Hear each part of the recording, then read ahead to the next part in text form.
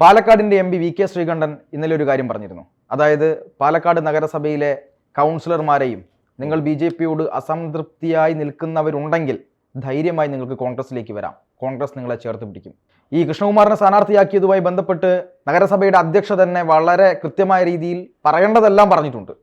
അപ്പോൾ ഒരു അസംതൃപ്തി അവിടെ ഉണ്ടായിരുന്നു എന്നുള്ള കാര്യത്തിൽ യാതൊരു സംശയവുമില്ല. എന്താണ്, ഓപ്പറേഷൻ ഹസ്തയ്ക്ക് ശേഷം ഓപ്പറേഷൻ അയ്യാപുര നടത്താൻ ശ്രമിച്ചു എന്നും പറയുന്നുണ്ട്. പക്ഷെ അന്ന് നടന്നില്ല. ഇന്നത് നടക്കുമോ? വി കെ ശ്രീകണ്ഠൻ ഇപ്പോഴത്തെ ഒരു ആവേശത്തിലാണ്. വി കെ ശ്രീകണ്ഠനും യു ഡി എഫ് ക്യാമ്പും വലിയ ആവേശത്തിലാണ്. അതിനകത്തൊരു ഷാഫി പറമ്പിൽ എഫക്റ്റ്, ഇപ്പോഴത്തെ ഒരു V K Sreekandan effect. Okay, നടുക്ക് രാഹുൽ മാങ്കൂട്ടത്തിൽ. ഈ രണ്ട് എഫക്റ്റുകൾ ചേർന്നപ്പോൾ രാഹുൽ മാങ്കൂട്ടത്തിൽ കരുത്തനാവും. പത്തനംതിട്ടയിൽ നിന്ന് പാലക്കാടേക്ക് വന്ന ചെറുപ്പക്കാരൻ നിയമസഭയിലേക്ക് MLA ആയി പോകുന്നു. Rahul Mankoottathil member of legislative assembly from Palakkad. Okay, Shafi പറമ്പലിന്റെ ശബ്ദത്തിന് പകരം രാഹുൽ മാങ്കൂട്ടത്തിന്റെ ശബ്ദം. ഷാഫി പറമ്പിൽ കാര്യങ്ങൾ പഠിച്ച് വിശദമായി കാര്യക്ഷമതയോടെ അവതരിപ്പിക്കുമായിരുന്നെങ്കിൽ ഒന്നും കൂടി കാര്യങ്ങൾ പഠിച്ച് അറ്റാക്ക് മോഡിൽ അവതരിപ്പിക്കുന്ന മറ്റൊരു യുവ നേതാവ് നിയമസഭയിലേക്ക് എത്തുന്നു. പ്രത്യേകിച്ചൊന്നും ചെയ്യാനൊന്നുമില്ല. കാര്യം അവിടെ അത്രയ്ക്കത്രേ ഉള്ളൂ പ്രതിപക്ഷത്തിന്റെ കാര്യങ്ങൾ. എന്നാൽ പോലും ഒരു പ്രതീക്ഷ യു ഡി എഫിന്റെ ഈ ഹൈബീഡൻ, ഷാഫി പറമ്പിൽ, ഇവരെ പോലെയുള്ള കുറച്ച് യുവ നേതാക്കന്മാർ, ശബരിനാഥിന്റെ പരാജയം, കുറെ പേര് ഇപ്പം യുവനിരയിലില്ല. ഉമ്മൻചാണ്ടി സർക്കാരിന്റെ കാലത്ത് യു ഡി എഫിന്റെ ഒരു പുതുതലമുറ ഉണ്ടായിരുന്നു, ഒരു യുവനിര. പക്ഷെ ഇവരും വളർന്നു വന്നപ്പോൾ ബാക്കിയുള്ളവരുടെ അവസരങ്ങൾ നിഷേധിക്കപ്പെട്ടു എന്നുള്ളത് സത്യം തന്നെയാണ്.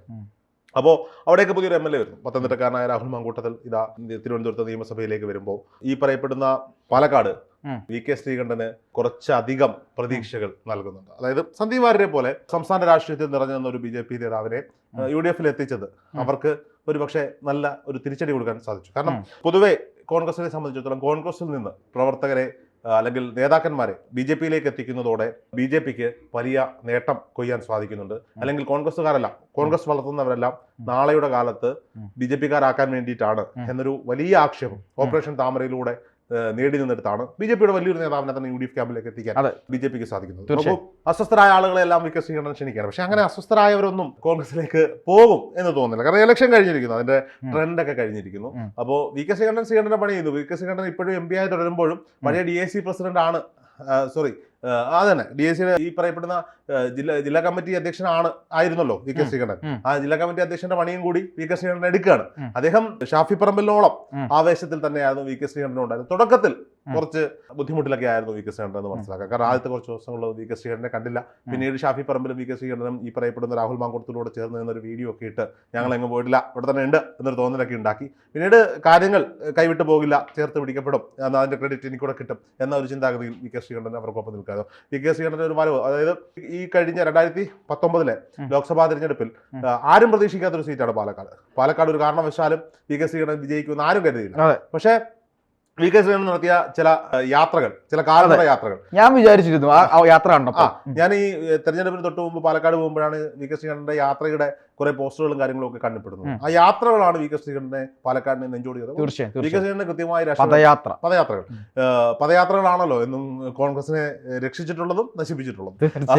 ഓക്കെ, അപ്പോ വി കെ ശ്രീകണ്ഠന്റെ ഈ പദയാത്ര കഴിയുന്നു. വി കെ ശ്രീകണ്ഠൻ അവിടെ വലിയ ഭൂരിപക്ഷത്തിലല്ല, പാലക്കാട് ലോക്സഭയിലേക്ക് തെരഞ്ഞെടുക്കപ്പെടുന്നു. രണ്ടാമത് വീണ്ടും അന്ന് ജയിച്ചു, ഇനി ജയിക്കാൻ പോണില്ല എന്ന് പറഞ്ഞത് വീണ്ടും വി കെ ശ്രീകണ്ഠൻ ജയിക്കുന്നു. വി കെ ശ്രീകണ്ഠൻ എവിടെയൊക്കെ വോട്ട് കൂടുതൽ മേടിച്ചു ആ ഭാഗങ്ങളിലെല്ലാം, അതായത് ഷാഫി പറമ്പിലിന് വലിയ ഇമ്പോർട്ടൻസ് കിട്ടാത്ത സ്ഥലങ്ങളിൽ നിന്ന് വി കെ ശ്രീകണ്ഠൻ എഫക്റ്റിൽ രാഹുൽ മാങ്കൂട്ടത്തിൽ വോട്ട് നേടി. വടകര തെരഞ്ഞെടുപ്പ് ഫലം വന്ന സമയത്ത് നമ്മൾ പറഞ്ഞതാണ്, പാലക്കാട് ആര് സ്ഥാനാർത്ഥിയായാലും, രാഹുൽ മാങ്കൂട്ടത്തിൽ എന്നല്ല കോൺഗ്രസിന്റെ ആര് സ്ഥാനാർത്ഥിയായാലും ആ ഇലക്ഷനെ നയിക്കാൻ പോകുന്നത് 2 MPമാരാണ്. ഒന്ന് ഷാഫി പറമ്പിൽ MPയും മറ്റൊന്ന് വി കെ ശ്രീകണ്ഠൻ MP. ഇവർ രണ്ടുപേരും കൂടി ചേർന്ന് നിന്ന് ഈ പറയപ്പെടുന്ന ഇലക്ഷൻ നയിച്ചു. അവരവിടെ വിജയം കണ്ടു. ഇപ്പോൾ അവിടെ BJPയിൽ അസ്വാരസ്യങ്ങളുണ്ടാകും. BJPയുടെ പ്രാദേശിക നേതാക്കന്മാർ എല്ലാവരും അസ്വസ്ഥരാണ്. പക്ഷെ ഇതിനെ എങ്ങനെ UDFയിലേക്ക് കൊണ്ടുവരാം, അല്ലെങ്കിൽ കോൺഗ്രസിന് കരുത്ത് പകരാം എന്നുള്ളതാണ് ഇപ്പോൾ വി കെ ശ്രീകണ്ഠൻ അവിടെ ശ്രമിച്ചുകൊണ്ടിരിക്കുന്നത്. അത് വി കെ ശ്രീകണ്ഠൻ ധർമ്മമാണ്, വി കെ ശ്രീകണ്ഠൻ അത് ചെയ്യട്ടെ. പക്ഷേ അത് എത്രമാത്രം ഏക്കും എന്നുള്ളത് നമുക്ക് പറയാൻ സാധിക്കില്ല. BJPയിൽ അടിയുറച്ച് വിശ്വസിക്കുന്ന BJP. പിന്നെ വേറെ കാര്യമുണ്ട് പാർത്ത, പ്രവർത്തകരെയൊക്കെ മാറ്റാൻ വലിയ പാടാണ്. ഇതുകൊണ്ട് എന്തെങ്കിലുമൊക്കെ നേടിയവർക്കാണ് ഈ പ്രശ്നങ്ങൾ ഉണ്ടാകുന്നത്.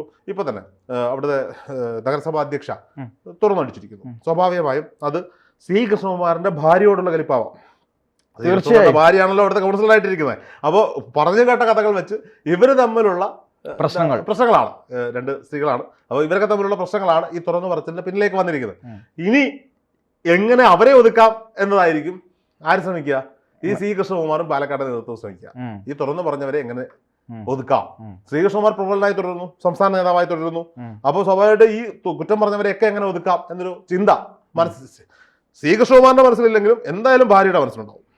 അല്ല, ഇനിയൊരു അംഗത്തിനുള്ള ബാല്യം, അല്ലെങ്കിൽ ബാല്യം എന്ന് ഞാൻ ഉദ്ദേശിക്കുന്നില്ല, അത് തെറ്റിയതാണ്. പാർട്ടി അല്ല, ഇനിയൊരു അംഗത്തിന് BJP അനുമതി കൊടുക്കുമോ ഈ ശ്രീകൃഷ്ണകുമാർ മത്സരിക്കാൻ? മത്സരിക്കാനല്ല, മത്സരിക്കണ്ടല്ലോ. ഇപ്പോഴും അവിടെ പ്രബലനായ നേതാവായിട്ട് ഇപ്പോഴും തുടരുകയല്ലേ. അല്ല, അത് മനസ്സിലായി. അത് ഞാൻ ചോദിക്കുന്നതല്ലേ, ഇപ്പൊ ഇത്തവണ ഇതുപോലെ ഇമ്പോർട്ടന്റ് ആയിട്ടുള്ള ഒരു ബൈ ഇലക്ഷൻ വന്നപ്പോഴും ശ്രീകൃഷ്ണകുമാറിന് സീറ്റ് വാങ്ങിയെടുക്കാൻ പറ്റിയിട്ടുണ്ടെങ്കിൽ ശ്രീകൃഷ്ണകുമാറിന്റെ പാർട്ടിയിൽ ശ്രീകൃഷ്ണകുമാറിനെ സപ്പോർട്ട് ചെയ്യുന്നവർക്കും പാർട്ടിയിലുള്ള ഒരു പ്രാധാന്യം, പാർട്ടി കൊടുക്കുന്ന ഒരു ഇമ്പോർട്ടൻസ് നമ്മൾ മനസ്സിലാക്കണം. അപ്പോൾ അവർക്കെതിരെ തുറന്നടിക്കുന്നത് ഇവർക്ക് എന്തായാലും നാളെ പണിയുണ്ട്. ഇവരോടൊപ്പം തന്നെ വലിയ എന്താ പറയാ, ഇമ്പോർട്ടന്റ് ആയിട്ടുള്ള ആളുകളൊന്നും അല്ലല്ലോ ഈ തുറന്നു പറഞ്ഞിട്ടുള്ള ആളുകൾ. നഗരസഭാ അധ്യക്ഷ നാളെ ആ സ്ഥാനം ഒഴിഞ്ഞാൽ സാധാരണ പ്രവർത്തകയാണ്. അപ്പോൾ സ്വാഭാവികമായി നാളെ ഇനി ഇവർക്കൊരു സീറ്റ് കിട്ടാതിരിക്കാനുള്ള എല്ലാ ശ്രമങ്ങളും ഇവിടെ നിന്നുണ്ടാവും. അത് അവർക്ക് കൃത്യമായി മനസ്സിലാക്കുമ്പോൾ അവർ വിചാരിക്കും ഇതിനേക്കാൾ സേഫ് എവിടെയാ, അടുത്തടുത്തേക്ക് ചാടുന്നതായിരിക്കും. അങ്ങനെ ഒരു ചിന്താഗതി ഉണ്ടായാൽ അതിനുവേണ്ടി വാതിലുകൾ VK ശ്രീകണ്ഠൻ തുറന്നിട്ടിരിക്കുകയാണ്. വളരെ അവര് BJP വിട്ട് കോൺഗ്രസിലേക്ക് വന്നാൽ കോൺഗ്രസ് 2 കൈ നീട്ടി സ്വീകരിക്കും. ഇനി 1.5 വർഷങ്ങൾക്ക് ശേഷം എന്തുണ്ടാകാൻ പോവാ? തദ്ദേശ സ്വയംഭരണ സ്ഥാപനങ്ങളിലേക്കുള്ള തെരഞ്ഞെടുപ്പ് ഉണ്ടാകാൻ പോവാ. ഏറ്റവും അവരുടെ മണ്ഡലത്തിൽ തന്നെ ഇവരവിടെ നിർത്തും. കോൺഗ്രസ് ചങ്കും പിന്നെ എന്താ പറയാ എല്ലാ ഊർജ്ജവും കൊടുത്ത് അവരെ സപ്പോർട്ട് ചെയ്യും. പരാജയമോ ജയമോ അത് കണ്ടറിയണം. അത് അവരുടെ മണ്ഡലത്തിന്റെ ഒരു ഇതനുസരിച്ചിരിക്കും. കോൺഗ്രസ് അവരെ സപ്പോർട്ട് ചെയ്യും. ഇതാണ് VK ശ്രീകണ്ഠൻ ചെയ്യുന്ന ഓഫർ. പക്ഷെ കോൺഗ്രസിലേക്കോ ഒരു പാർട്ടി വിട്ട് മറ്റൊരു പാർട്ടി വീട്ടിലേക്ക് കയറി ചെന്നവരുടെയൊക്കെ അവസ്ഥ എന്താണെന്നുള്ളത് ഒന്ന് ആലോചിച്ച് നോക്കണം. ഞാൻ ഒരിക്കൽ പറഞ്ഞതാണ്. ഇപ്പോൾ ഞങ്ങളുടെ നാട്ടിലെ G. രതികുമാർ എന്ന് പറയുന്ന KPCC അംഗമായിരുന്നു. അദ്ദേഹം ഇന്ന് CPM-ന്റെ ഏരിയ കമ്മിറ്റിയിലേക്ക് തെരഞ്ഞെടുക്കപ്പെട്ടിരിക്കുന്നു. KPCC മെമ്പറായിരുന്ന ഒരാൾ, KPCC മെമ്പറായിരുന്ന, നമ്മുടെ നാട്ടിൽ എന്ത് പ്രശ്നം, എന്ത് പാർട്ടി പരിപാടി വന്നാലും അവിടെ വെള്ളയൊക്കെ ഇട്ട് വന്നിരുന്നുകൊണ്ടിരുന്ന ഒരു മനുഷ്യൻ. KSU രാഷ്ട്രീയത്തിന്റെ പേരിൽ SFIക്കാർ വെട്ടിപ്പരിക്കേൽപ്പിച്ചു കൈവിരൽ ചലനം നഷ്ടപ്പെട്ട ഒരു മനുഷ്യൻ. കരുണാകരന്റെ മാനസപുത്രൻ എന്നറിയപ്പെട്ടൊരു മനുഷ്യൻ. കരുണാകരൻ DSC ഉണ്ടാക്കി പോയപ്പോൾ DSC പോയൊരു മനുഷ്യൻ. കോൺഗ്രസിന്റെ അനിഷേധ്യനായ നേതാവ് എന്ന് സ്വയം വിശേഷിപ്പിക്കുകയും എന്നാൽ അവിടെ മുകളിൽ പിടിപാടുണ്ടായിരുന്ന ഒരു മനുഷ്യൻ. പത്തനാപുരത്ത് സീറ്റ് കൊടുത്തില്ല. ഇതായിരുന്നു പ്രശ്നം. CPM-ലേക്ക് പോയി. മുന്നോക്ക വികസന കോർപ്പറേഷനിൽ എവിടെയോ ഒരു ബോർഡ് മെമ്പർ സ്ഥാനം കൊടുത്തു. പുള്ളി തന്നെ പുള്ളിയുടെ കാറിൽ ഒരു ബോർഡ് വെച്ച് പോവാം, ലാൻഡൊക്കെ കിട്ടും, ഒരു പോസ്റ്റാണ്, കിട്ടി, നല്ല കാര്യം, ആയിക്കോട്ടെ. ഇന്ന് CPM-ന്റെ ഏരിയ കമ്മിറ്റിയിലേക്ക് തെരഞ്ഞെടുക്കപ്പെട്ടിരിക്കും. എന്നിട്ട് ആ പടം ഇടുകയാണ്. പുള്ളിക്കൊരു എളുപ്പില്ലേ, അതായത് ആളുടെ പറയാതിരി. അപ്പൊ ഇത്രയൊക്കെ ഉള്ളൂ ഒരു പാർട്ടി വിട്ട് മറ്റൊരു പാർട്ടിയിലേക്ക് പോകുന്നവരുടെ എന്താ പറയാ ആയുസിന്റെ വലിപ്പം, അതായത് രാഷ്ട്രീയ ഭാവിയുടെ വലിപ്പം. ഇനി അവിടെ ഇരുന്ന് ഒന്നേന്നും തുടങ്ങണം, ഒന്നേന്ന് തുടങ്ങി കയറി വരണം. അതേസമയം കോൺഗ്രസിലേക്ക് പോവുകയാണെങ്കിൽ അങ്ങനെയല്ല. കോൺഗ്രസിലേക്ക് പോവുകയാണെങ്കിൽ അവർ അന്നേരം കൊണ്ടുവന്ന് നല്ല അക്കോമഡേഷൻ കൊടുക്കും. ഇപ്പൊ ഞങ്ങളുടെ നാട്ടിൽ ഒരുപാട് പേർക്ക് ഈ കേരള കോൺഗ്രസ് B എന്നൊക്കെ കോൺഗ്രസിലേക്ക് വന്നിട്ടുണ്ട്.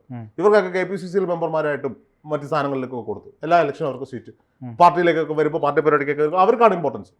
അപ്പോൾ ഇതാണ് ഒരു കോൺഗ്രസ് സംസ്കാരവും CPM സംസ്കാരവും BJP സംസ്കാരവും തമ്മിലുള്ള വ്യത്യാസം. BJP-യിലേക്ക് പോകുമ്പോൾ ഉണ്ടാകുന്ന പ്രശ്നം എന്താ? BJP-യുടെ അടിസ്ഥാന തത്വങ്ങൾ ഇവിടെ വരുന്നത് അവിടെ RSS-ന്റേതായ തത്വങ്ങളിലൂടെയാണ്. RSS-ന്റെ ഒരു പിൻബലമില്ലാത്ത, RSS-ന്റെ ഒരു ചരിത്രമില്ലാത്ത, RSS പ്രവർത്തിച്ച പാരമ്പര്യമില്ലാത്ത ആളുകൾക്ക് BJP-യിൽ പഠിച്ചു പോകാന്ന് പറയുന്നത് വലിയ പാടാണ്. അപ്പൊ എന്തായാലും ഈ BJP-യിൽ നിന്ന് ആളുകളെ വലിക്കാമെന്നുള്ള കോൺഗ്രസിന്റെ മോഹത്തിന്, അതായത് ഇത്രേ ഉള്ളൂ വാർത്ത. സിമ്പിൾ ആയിട്ട് ഇപ്പൊ BJP-യിൽ നിന്നാലും CPM-ൽ നിന്നാലും കോൺഗ്രസിലേക്ക് ചെന്ന് കയറിയാൽ കയ്യിൽ അത്യാവശ്യം മത്സരിക്കാനുള്ള പൈസയും പിടിച്ചു നിൽക്കാനുള്ള കഴിവും ഉണ്ടെങ്കിൽ കോൺഗ്രസിൽ നേതാവാം. കോൺഗ്രസിലെ ഏറ്റവും വലിയ ഗുണം ഇതാ.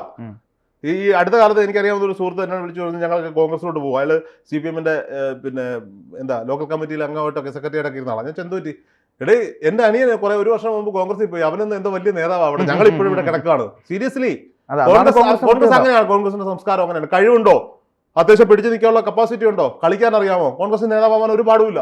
അതറിയാവുന്നവരൊക്കെ അവിടെ വാഴും, സ്ഥാനാർത്ഥിയാവും, മത്സരിക്കും, ജയിക്കും.